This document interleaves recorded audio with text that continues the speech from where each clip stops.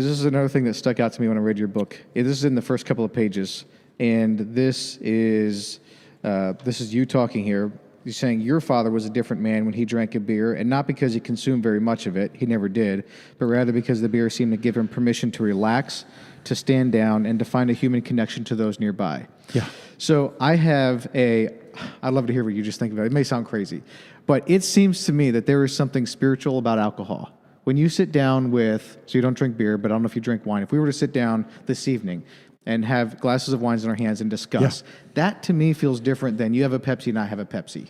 Yeah, it does. What are your thoughts on that, having spent time with this book? Well, I may offend some people when I say this, but I think God made it for that purpose. You know, my wife and I, we both work from home. We have office suites at home.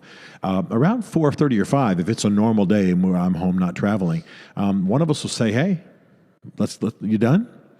And I like a Manhattan. She knows exactly how I like it, and so we go sit together, and we may hold hands, or we may sit on the balcony, or we may we have a green roof on the top of our building, and that's rich time. And some people who might have concerns about alcohol might think, well, yeah, 3 Manhattans in, Sure. no, not at all. First of all, I don't get 3 Manhattans in, but the fact that we're just declaring alcohol time, and loving time makes a difference. And then, when you have a glass of wine, a beer, a Manhattan, your soul gentles up. The edge comes off, as they often say.